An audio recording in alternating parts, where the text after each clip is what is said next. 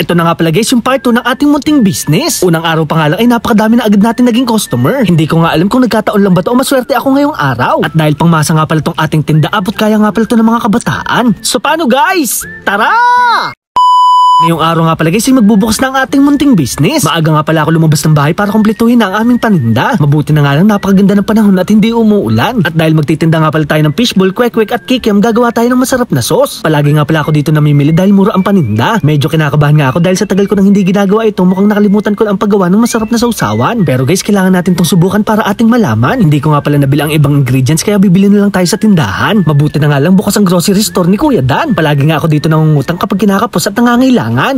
Char! Una ko nga palang gagawin ay gagawa tayo ng sukang sausawan. Nagbalit na nga pala ako dito at naghiwa ng pipino. Pagkatapos maglalagay naman tayo ng napakaraming sibuyas. Maglalagay din tayo ng paminta at kulay pulang asukal. Isang boteng sukang dato puti nga pala ang ating nilagay. Huwag nyo rin kakalimutan maglagay ng konting asin. At syempre para merong konting sipa maglalagay din tayo ng sili. Dabis nga pala tong ating sausawan para sa ating paninda. Para makumpleto na gagawa din tayo ng matamis at maanghang na sauce. Habang nandito nga pala tayo sa kusina ay naaalala ko na ang ating mga ingredients. Kaya naman sana magustuhan ito ng ating mga minamahal na customer. Dumating na nga rin pala yung deliver nating gasol. Hindi ko na nga pala nasama to sa ating video kahapon na bumili tayo ng bagong kalan. Hindi ko nga alam kung ako lang ba ang natutuwa kapag meron tayong bagong gamit sa kusina. Kung hindi nyo kasi natatanong guys ay mahilig magluto si Kuya Bimacho Nurin. So bakas nga guys ay meron na tayong bagong lutuan. Ako na nga rin pala ang nagluluto ng tapioca. Ito nga pala ang tinatawag na sago sa milk tea. Sabay nga nito ay nagluto na rin tayo ng mainit na tsaa. Ito nga pala ang gagamitin natin mamaya para sa ating inumin. Lalabas nga ulit tayo ng bahay dahil meron tayong nakalimutan. Medyo bata pa nga ako pero para na tayong merong Alzheimer. Sobrang makakalimutin ko na kasi simula pa ng pagkabata. Bali guys, mamimili nga pala tayo ng itlog ng pugo para sa ating gagawing kwek-kwek. Dinamihan ko na nga pala dahil nararamdaman ko na mauubos to mamaya. Kakailanganin din pala natin ng keso. Gagawa din kasi kami ng cheese stick na pambenta. At dahil ito nga pala ay homemade, bumili na rin tayo ng lumpia wrapper. Nagmamadali na nga pala akong umuwi dahil kami ay magbubukas na. Tamang-tama naman dahil dumating na yung pinagawa nating menu. Napakamura nga pala ng aming paninda at ito talaga ay pangmasa. Medyo nakakainis lang dahil biglang bumuhos ang malakas na ulan. Ito nga pala ay hindi hadlang para mawalan kami ng customer. Bueno mano nga ang kapitbahay namin na si Kuya Dan. May kasabihan nga daw pala ang matatanda na wag daw ibibili ang unang barya. Swerte nga daw pala ito sa negosyo at pampadami ng customer. Medyo hindi nga pala ako sang-ayon pero hindi naman masamang maniwala. Lumalakas kasi ang ulan ngayon at wala gaanong lumalabas na tao. Ganun pa man guys, ituloy pa rin ang negosyo. Hindi ko nga akalain na marunong pa pala akong gumawa ng milk tea. Habang nandito nga pala tayo on the spot ay biglang tumatalas ang aking memories. Dahil siguro yun sa ating motivation. Siguro dahil masaya ako sa aking ginagawa at meron tayong goal sa buhay. Happy nga ako dahil kahit konting tubo lang ang meron tayo dito ay meron tayong napapasaya. Ngayon nga ay talagang naniniwala na tayo sa swerte. Napansin ko kasi na sunod-sunod na ang bumibili. Huminto na rin kasi ang malakas na ulan at sunod-sunod na ang ating i-deliver. Ngayon pa nga lang guys, ay nagpapasalamat na ako sa ating mga customer. Mag-enjoy sana kayo sa ating pagkain at huwag kayong magsawa. Mapapasana all ka na lang talaga dahil hindi na tayo magkanda o gaga. Sa totoo lang guys, nag-i-enjoy talaga ako sa ating ginagawa. Bukod kasi sa kumikita na tayo dito sa business, ay kumikita din tayo sa social media. Katulad nga pala ng sinabi ko, hindi man ganun kalaki ay kaya nang itawid ang ating pang-araw-araw. At tigit sa lahat, marami tayong napapasaya dito sa ginagawa natin mga video. Kaya naman guys, nagpapasalamat talaga ako sa ating mga followers sa walang sawang pagsuporta at pagtangkilig ng ating mga video. Sa dami ko nga palang kwento, malapit na nga pala maubos itong aming bestseller na cheese stick. Napakasarap naman kasi at napaka-keso. May nagpa-deliver pa nga sa akin sa napakalayong lugar.